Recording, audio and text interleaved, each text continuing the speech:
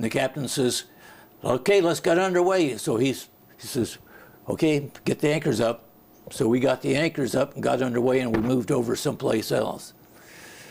One of my jobs on the ship, being a ship fitter, was we did welding, burning, and bending metal and hammering on metal and different things, and then repairing the ship, and we were the plumbers and so forth. But we also had one of our men was a welder. Most of it didn't do the welding. We just did the work, and then he would do the welding for us. And we would get the word that to send the welder up to the fan room forward of the nurses' quarters. And somebody had drilled holes into the nurses' shower room. So he'd have to go up there and weld those holes. They didn't let him go in and look in there. But anyway, that would happen several times. And we didn't get along too well with the Army. It was an Army hospital ship, Army medics, Army nurses, Army doctors. And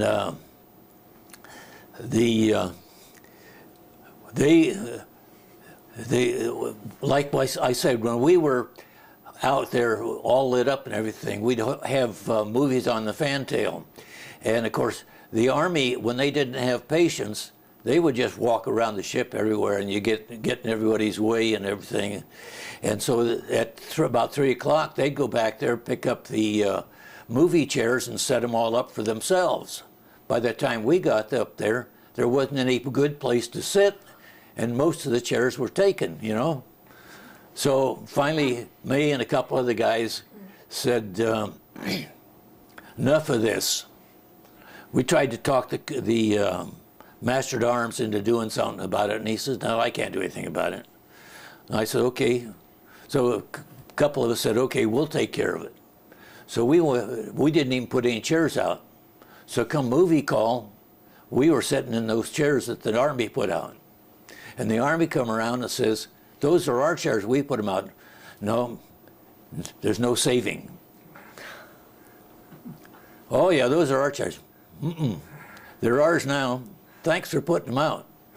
Well, it wasn't too long after that they started saying, no chairs will be put out until knock off work at 4:30. So then the Army would get out there and have chairs, and we'd be out there at the same time. So we worked it out that way. But the other thing was that being the plumbers on the ship, we also had to take care of any problems that were in the nurses' shower and toilet area. And occasionally I would send a man back there because we'd get a call that there was a problem in the area. One of the stools wasn't working or something. And I sent a man back there one time, and when I was on the phone, I asked the nurse, I said, will there be somebody there to escort my man in? I said, I'll send a man right up. Oh yeah. So I had to send a man up. There wouldn't be anybody there. And he'd bang on the bulkheads and on the door and everything to holler down, hey, anybody there? And nobody answered. So he started walking down through the passageway there. And here come a nurse out of the shower with a towel over one arm and a bar of soap in the other and shower shoes on. What are you doing here? Get out! I put you on report. Well, that didn't happen. But anyway, also one of my jobs was being a firefighter on the ship, and we had a small electrical fire in one of the fan rooms one time, and they passed a word, fire in the fan room, and they told us where. Well, by the time me and my fire group got up there, the Army was there. The nurses, the doctors were all there. We couldn't get into the fire. But the electrician got in, and he turned off the electricity, and so it was very fortunate the fire didn't spread. So anyway, I got a hold of my division officer and I told him, you've got to tell those people that they have a place to be and it isn't at the fire. They've got to go to their own wards and that's where they're supposed to be. Oh, I don't know if I can. I said, well, if you don't tell them, the next time we have a fire, I'm going in with charged hoses and somebody's going to get wet. And he says, well, you might be court-martialed. And I said, I don't think so. I'm saving the ship.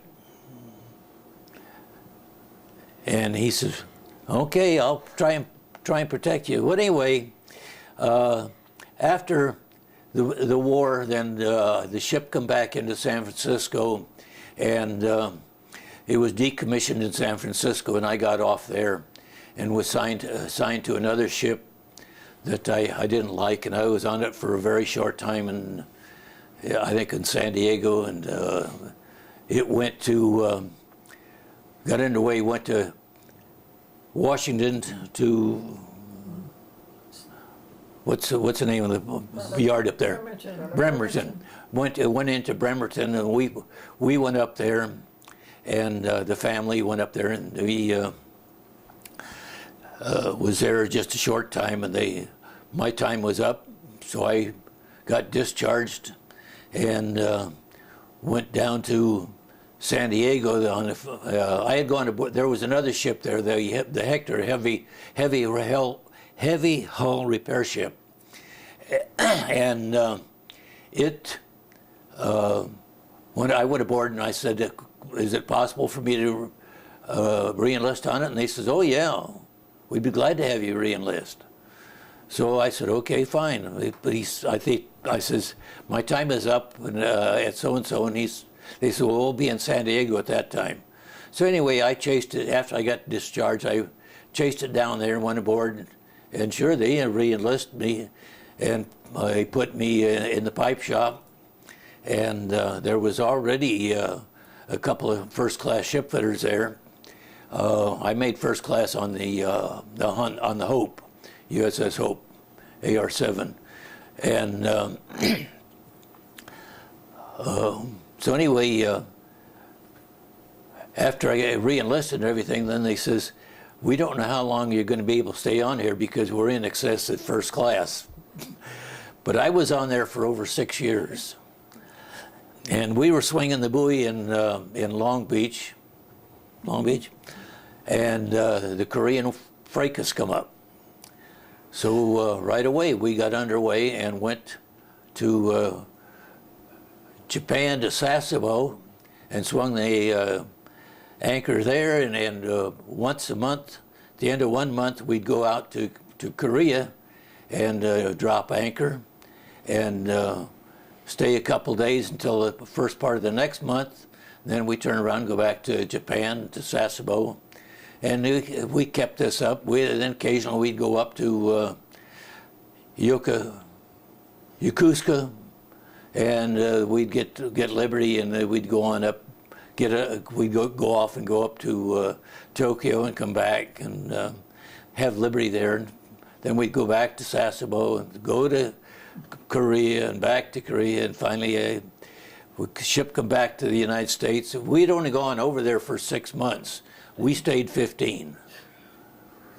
And of course my family was home wondering where I was and why I wasn't coming home and everything, and I couldn't tell her. And so anyway, finally the ship come back to the United States for 6 months, or no, I guess a year.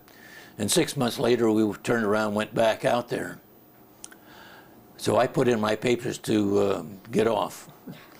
And that's when we went to Japan, right? Mm-hmm. So we went to Japan for the last 3 months of my career.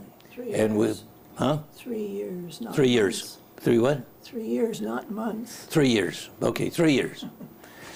And we enjoyed it. Our kids didn't until we got back to the States, and then they wanted to go back because it was different. They enjoyed it out there. They found out they enjoyed it. But we did a lot of things. We climbed Mount Fuji, and our kids climbed it with us, and our son joined the Cub Scouts, and their group climbed it also. And there's a story that says, not a story, a saying that says, "He who does not climb Fuji is a fool, but he who climbs it twice is twice a fool." So anyway, I got retired and come back to the United States, and we've had a good life. We've done a lot of traveling and everything.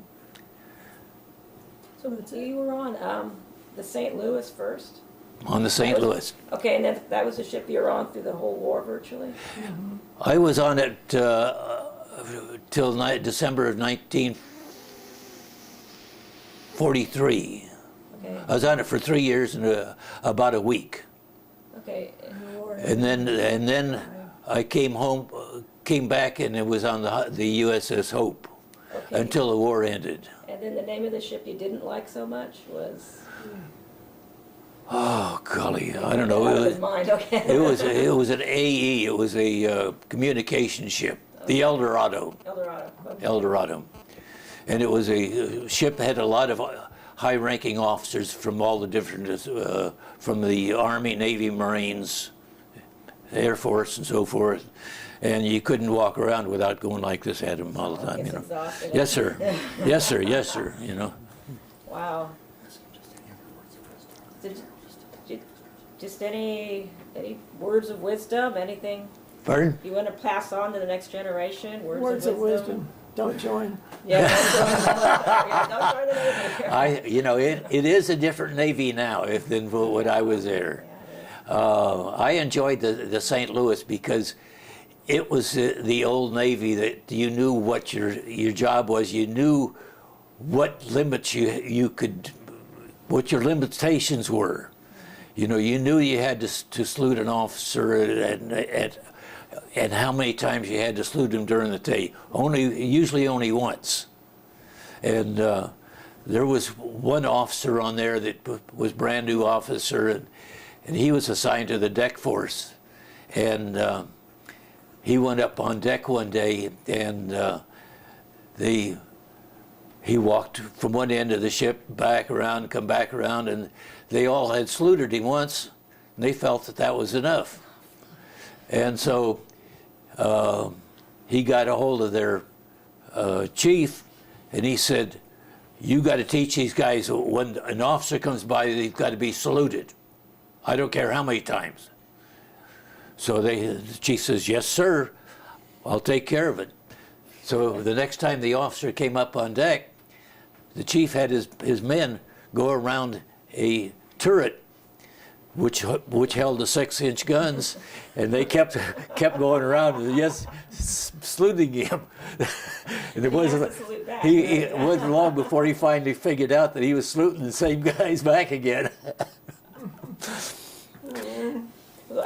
So you really like Japan? Well, I mean, how were the people there after? Oh, they were soon wonderful. After the war? They were wonderful. Wonderful. Oh. Yeah, we lived near the Self-Defense Force Academy, the Japanese Self-Force Defense Academy. Am I saying it right? Yeah. And we heard that they would like to have people help them with their English. Some of them.